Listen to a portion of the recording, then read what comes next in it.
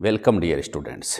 आधुनिक भारत के इतिहास के बारे में जानने की कोशिश, समझने की कोशिश हम लोग कर रहे हैं।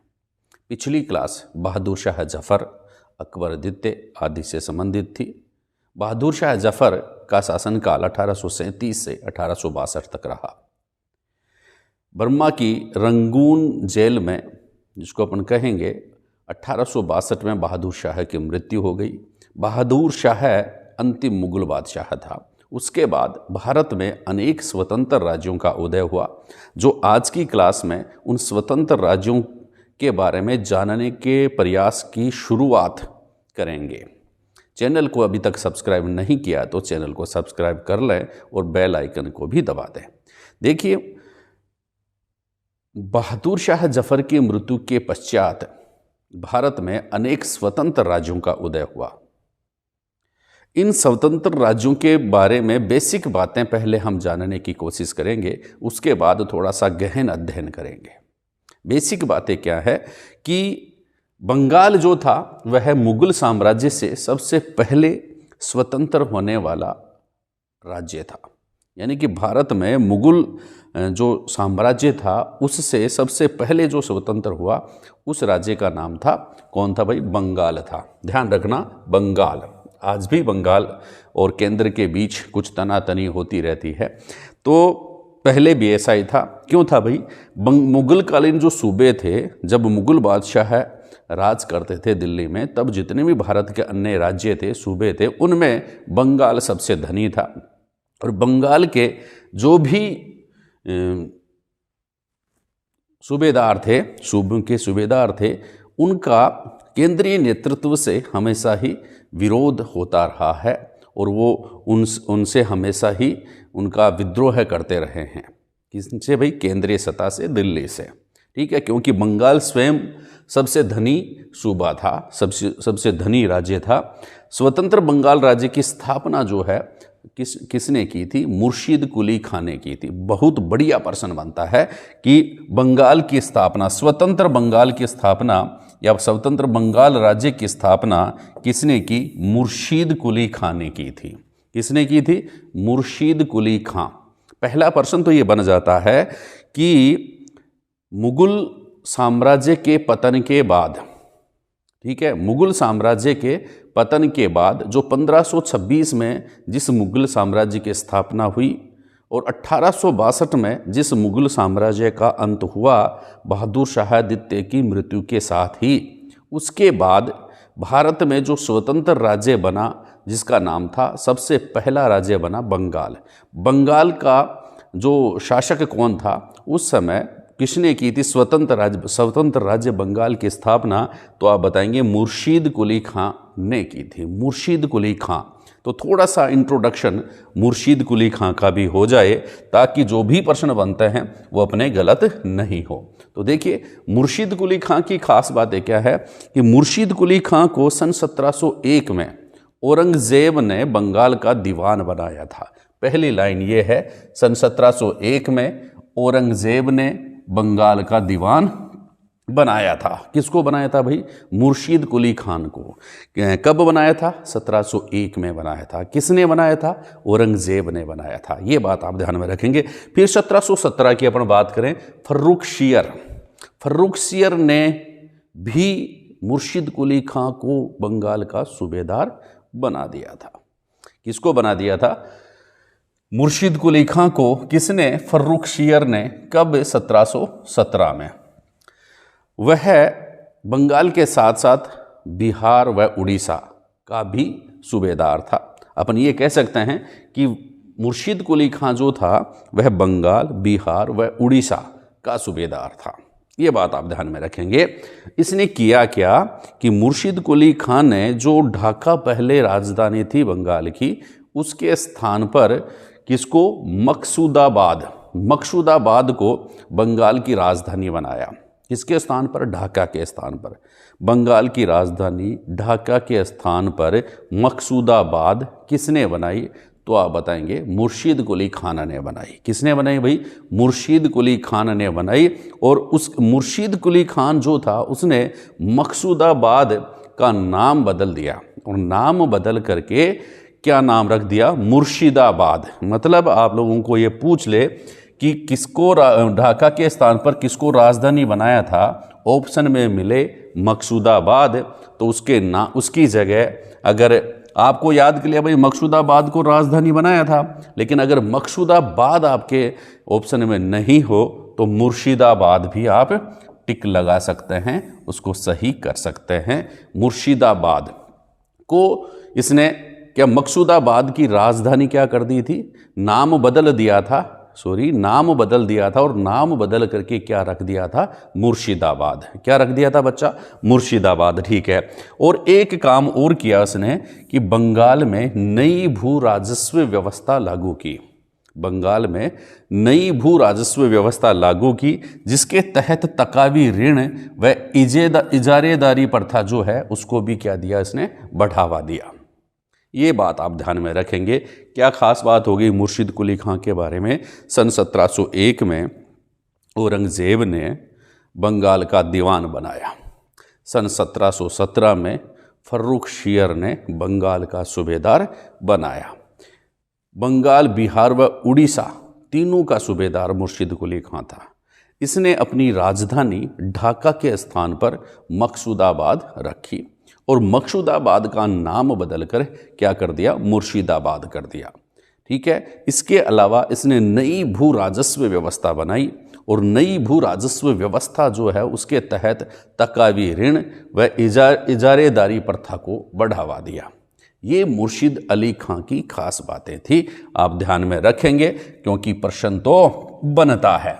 अब देखिए मुर्शिद कुली खां जो था बंगाल का जब शासक बना, जो बंगाल का सूबेदार था मुर्शिद कुली खां, उसके समय बंगाल में अनेक विद्रोह हुए।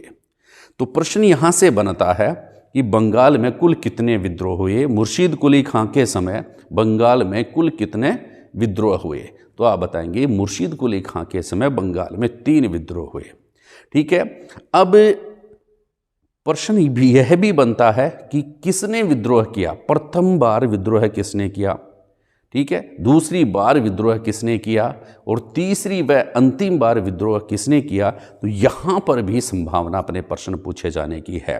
तो देखिए प्रथम विद्रोह जो था, पहली बार विद्रोह है, पहली बार विद्रोह किया है किसने किया भाई, सीताराम राय ने किया है। सीताराम राय, उदय नारायण और गुलाम मोहम्मद, ये तीनों नाम हैं, लेकिन पहली बार विद्रोह किया था सीताराम राय, उदय नारायण एवं गुलाम मोहम्मद ने प्रथम बार बंगाल में मुर्शिद कुली खान के समय विद्रोह किया।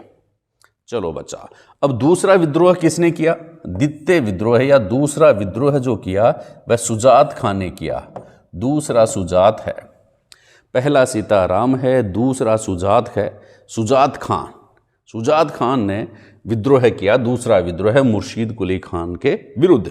तीसरा विद्रोह किया नजात खान ने, सुजात खान, नजात खान, सीताराम, सुजात और नजात, ये आप ध्यान में रखेंगे। सीताराम, सुजात और नजात, सीताराम, सुजात और नजात। सीताराम प्रथम विद्रोह में आए तो पहला नाम सीताराम आए तो लिख देना, दूसरा आए तो सुजात कर देना, सीताराम, सुजात खान व नजात खान। ठीक है। अंतिम विद्रोह किया नजात खान ने। ठीक है। तो मुर्शिद कुली खां जो थे के समय ये 3 विद्रोह हुए। प्रथम विद्रोह है सीताराम, उदय नारायण, गुलाम खां। दूसरा विद्रोह है सुजात खान। तीसरा विद्रोह है निजात खान।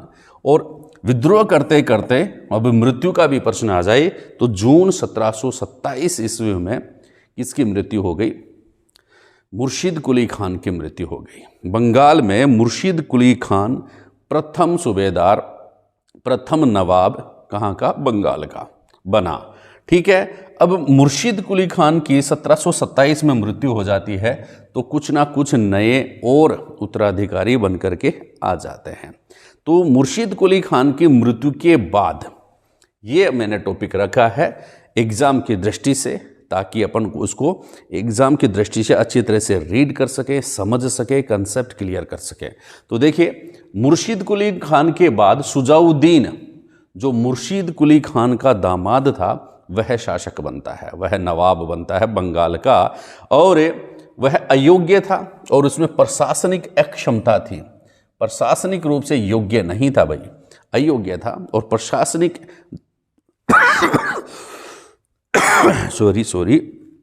प्रशासनिक दक्षता का भी उसमें अभाव था, प्रशासनिक दक्षता का भी उसमें अभाव था। लेकिन जो वास्तविक प्रशासन का कार्य जो किया जाता करते थे उस समय, या इसको अपन कहेंगे कि प्रशासन का वास्तविक नियंत्रण जो था वह अलीवर्दी खां व हाजी अहमद खान के नेतृत्व के नियंत्रण में था।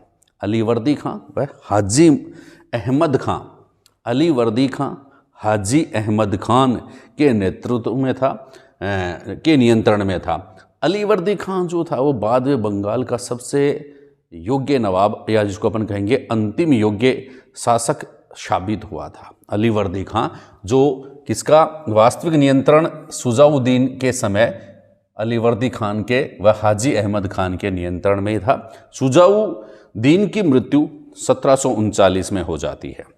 सुजाउद्दीन की मृत्यु कब हो जाती है बच्चा? 1739 में हो जाती है। और सुजाउद्दीन की मृत्यु के पश्चात सरफराज खान, जिसका पूरा नाम है आलम उद्दौला हैदर जंग सरफराज खान, आलम उद्दौला हैदर जंग सरफराज खान, आप ध्यान से देखेंगे सरफराज खान जो था उसकी मृत्यु के बाद आलम उद्दौला हैदर जंग सरफराज खान जो है वह बंगाल का नवाब बनता है। वह भी अयोग्य था, वह विलासी प्रवृत्ति का था। जब कोई शासक अयोग्य अपने आप को साबित करता है, या जिसको देख करके जो विद्रोही अंदाज लगा लेते हैं कि ये कोई ज़्यादा योग्य नहीं है, तो विद्रोह की योजना, षड्यंत्र की योजना रचने लग जाते हैं। इसी प्रकार इनके खिलाफ भी, सरफराज खान के खिलाफ भी आलम उद्दौला हैदर जंग सरफराज खान के विरोध भी षड्यंत्र रचने लग गए। और इसका परिणाम ये हुआ कि एक युद्ध हो गया, यहाँ पर युद्ध छिड़ गया, जिसको अपन क्या कहते हैं? धेरिया का युद्ध। धेरिया का युद्ध 10 अप्रैल 1740 को हुआ।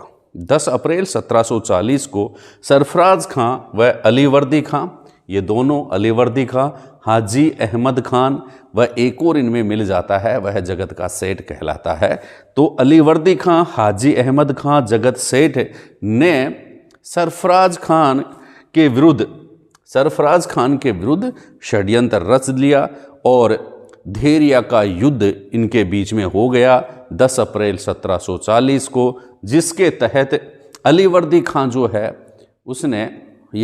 उसको सरफराज खान को हरा दिया। और इसके बाद अलीवर्दी खां जो है वो 1740 में, भाई सरफराज खान को तो हटा देंगे भैया, कौन बन जाएगा? अलीवर्दी खां 1740 में बंगाल का नवाब बन जाता है। अंतिम यह अलीवर्दी खां, पहले भी मैंने बताया था, अंतिम प्रबल नवाब सिद्ध हुआ। कौन भाई? अलीवर्दी खां। बंगाल का प्रश्न बनता है अंतिम नवाब कौन था? तब तो आप बताएंगे मुबारक जो भी है वो बता देंगे, मुबारक उद्दौला। लेकिन अगर आप लोगों से पूछे कि बंगाल का अंतिम प्रबल नवाब किसे कहा जा सकता है, किसे माना जा सकता है, तो प्रश्न में थोड़ी सी भाषा शैली चेंज हुई कि आंसर चेंज हो गया। अलीवर्दी खां। अलीवर्दी खां 1740 में बंगाल का नवाब बनता है। इसने पहले तो जो मुगल बादशाह जो थे वहाँ को नजराना भेजता था पहले तो, जिसको जैसे ही नजराना जो है वह टाइम टू टाइम देता था। लेकिन इसने बाद में मुगल बादशाहों को नजराना भेजना बंद कर दिया था। ठीक है। इसके शासनकाल में बंगाल पर 5 बार मराठों ने आक्रमण किए। मराठों ने बंगाल पर 5 बार आक्रमण किए, लेकिन इसका अंत होता है कब भाई? मराठों से संधि कर ली भाई उसने, उसके बाद ये आक्रमण रुके। 1751 में उसने मराठों के साथ संधि की। 1751 में मराठों के साथ संधि की। साथ ही अलीवर्दी खां, जिसको कह सकते हैं ना कुछ योग्य शासक या प्रबल नवाब, ये सिद्ध हुआ तो कुछ ना कुछ कार्य उसने ऐसे किए होंगे। उसने किया क्या कि अंग्रेज और फ्रांसीसी जो थे उनको कलकत्ता व चंद्रनगर, भाई कलकत्ता में तो अंग्रेज थे और चंद्रनगर में फ्रांसीसी थे, तो कलकत्ता व चंद्रनगर की किलेबंदी करने से इनको रोका। ठीक है, किसको? अंग्रेजों को व फ्रांसीसियों को। लेकिन जैसे जैसे एज होती गई, इनकी भी जो कार्य क्षमता में कमी आती गई और अंत तक अंग्रेजों ने कलकत्ता की, जिसको कहते हैं, किलेबंदी करना शुरू कर दिया था। ये बात ध्यान में रखेंगे। अलीवर्दी खां के अंतिम दिनों में अंग्रेजों ने कलकत्ता की किलेबंदी करना शुरू कर दिया था। अलीवर्दी खां के अंतिम दिनों में अंग्रेजों ने कलकत्ता की किलेबंदी करना शुरू कर दिया था। ये लाइन भी कुछ समझने वाली है। अलीवर्दी खां की मृत्यु हो जाती है 10 अप्रैल 1756 को। अलीवर्दी खां की मृत्यु कब हो जाती है? 10 अप्रैल 1756 को अलीवर्दी खां की मृत्यु हो जाती है। एक सेंटेंस इनका रह जाता है जो इसने या जो इन्होंने यूरोपियों के लिए कहा था। उन्होंने यूरोपियों के लिए एक सेंटेंस कहा कि ये मधुमक्खियां हैं, ये मधुमक्खियां हैं, अगर इनको आप नहीं छेड़ोगे तो ये आपको शहद देंगी। अलीवर्दी खां जो थे वो क्या कहते हैं यूरोपियों के बारे में कि ये मधुमक्खियां हैं, इनको नहीं छेड़ोगे तो ये आपको शहद देंगी, और अगर छेड़ोगे तो काट काट कर मार देंगी। ये सेंटेंस, ये सोच जो थी वह अलीवर्दी खां की थी। किसके लिए? यूरोपियों के लिए, अंग्रेजों फ्रांसीसियों के लिए। याद रखना, ये बहुत महत्वपूर्ण वाक्य है, आपके काम आएगा। अलीवर्दी खां की मृत्यु के बाद सिराजुद्दौला जो है वह बंगाल का नवाब या बंगाल का शासक बनता है। सिराजुद्दौला किसके बाद? अलीवर्दी खां के बाद। अलीवर्दी खां के बाद उसका नवासा सिराजुद्दौला, ठीक है, शासक बनता है। शासक जैसे ही बना, सबसे पहले सिराजुद्दौला जो है उसके सगे संबंधी ही उनके विरोधी हो गए। ठीक है, उस सगे संबंधी ही विरोधी हो गए। कैसे भाई? देखिए एग्जाम्पल देखिए। उनकी मौसी थी एक, जिसका नाम था घसीटी बेगम। मौसी थी, नाम था घसीटी बेगम। घसीटी बेगम भी बचा विरोध कर रही है इसका। ठीक है, कि घसीट घसीट के मार दूंगी भैया सिराजुद्दौला। चचेरा भाई था शौकत जंग, वह भी उसका विरोधी हो गया। और सेनापति जो था मीर जाफर, इसने भी भैया विद्रोह कर दिया कि भाई मैं तेरे साथ नहीं रहूंगा। अब भैया बादशाह तो बादशाह होता है, नवाब तो नवाब होता है। कुछ ना कुछ उसने सोचा और क्या किया? शौकत जंग को मार दिया इसने। शौकत जंग चचेरा भाई है, चल भाई तेरा भी राम नाम सत्य है, कर देते हैं। शौकत जंग को मार दिया 1756 में। कब मार दिया भाई? 1756 में शौकत जंग को मारा सिराजुद्दौला ने। चलो, एक विद्रोह का तो टंटा खत्म हुआ। मीर जाफर के स्थान पर उसने क्या कर दिया? मीर मर्दान को सेनापति बना दिया। ये भी कोई मर्दी था। मीर मर्दान को सेनापति बना दिया और घसीटी बेगम का भी काम घसीट घसीट के तमाम कर दिया। वैसे घसीटा नहीं, उसने घसीटी बेगम की संपत्ति जब्त कर ली। भाई नवाब था, सोचेंगे भाई क्या मारेंगे, महिला है, इसलिए उसकी संपत्ति जब्त कर ली। कुछ ना कुछ नियंत्रण उसने स्थापित करने की कोशिश की। कहने का मतलब, सिराजुद्दौला जब शासक बना तब उसके सगे संबंधी विरोधी हो गए। उसकी मौसी घसीटी बेगम, चचेरा भाई शौकत अली और सेनापति मीर जाफर इसके मुख्य विरोधी थे, विद्रोही थे। ये मान लीजिए शौकत अली को इसने 1756 में मार दिया। और उसके बाद मौसी जो थी घसीटी बेगम, उसको क्या कर लिया? संपत्ति जब्त कर ली। और इसका जो सेनापति था मीर जाफर, उसके स्थान पर उसने यह काम जो है सेनापति का वह मीर मर्दान को दे दिया। इतनी सी बात सिराजुद्दौला की आप टिप्स पे रखें, याद होती हैं।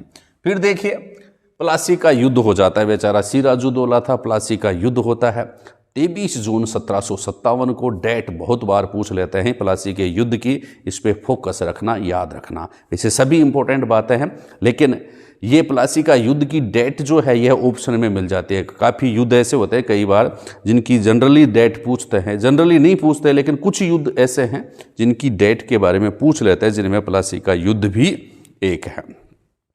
तो प्लासी का युद्ध के साथ साथ एक पानीपत का तीसरा युद्ध जो होता है ना, उसकी भी डेटा आप लोगों से पूछ ली जाती है, तो दोनों के बारे में आप सचेत रहें, जागरूक रहें।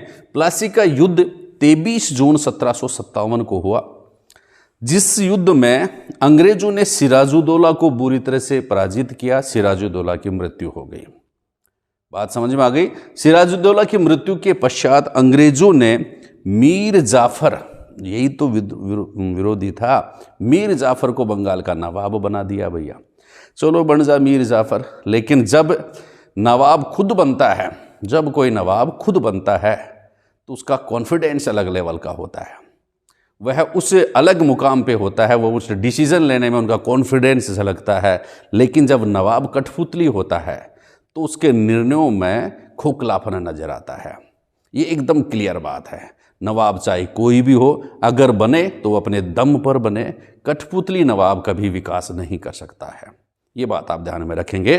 तो मीर जाफर को नवाब बनाया, लेकिन शासन की बागडोर जो थी वो लॉर्ड क्लाइव के हाथों में थी। किसके हाथों में थी? लॉर्ड क्लाइव के हाथों में थी। 1760 में मीर कासिम को हरा दिया, मीर कासिम को हटा दिया। भाई अंग्रेजों का है कठपुतली बाई था, ठीक है ना। कठपुतली जो था, अंग्रेजों का कठपुतली था मीर जाफर, ठीक है। तो मीर जाफर को उसने हटा दिया और किसको बना दिया? मीर कासिम को 1760 में बंगाल का नवाब बना दिया। फिर वापस से 1763 में मीर कासिम को हटा दिया और मीर जाफर को पुनः बना दिया। मतलब 1757 में कौन बन गया? मीर जाफर बन गया। 1760 में फिर मीर कासिम बन गया।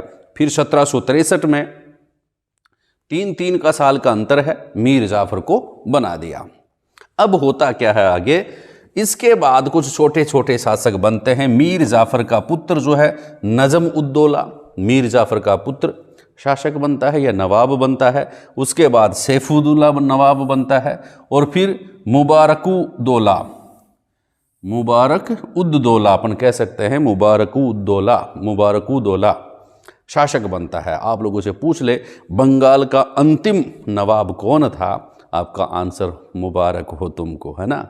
आंसर याद होना चाहिए। याद हो गया, मुबारकुद्दौला, ठीक है, बंगाल का अंतिम नवाब था। देखो इतने सारे बंगाल के नवाब बने, लेकिन यहाँ पर अंत में बंगाल में जो अंग्रेजों प्लासी के युद्ध के बाद अंग्रेजों के हाथ में कमान थी। और स्पेशली अपन ये कहेंगे बंगाल में जो लॉर्ड क्लाइव जो था वह दोहरी शासन व्यवस्था चला रहा था, जो नियंत्रण लॉर्ड क्लाइव के हाथों में और जिम्मेदारी बंगाल के नवाबों के हाथों में। तो ये कुछ खास बातें थी बंगाल के बारे में।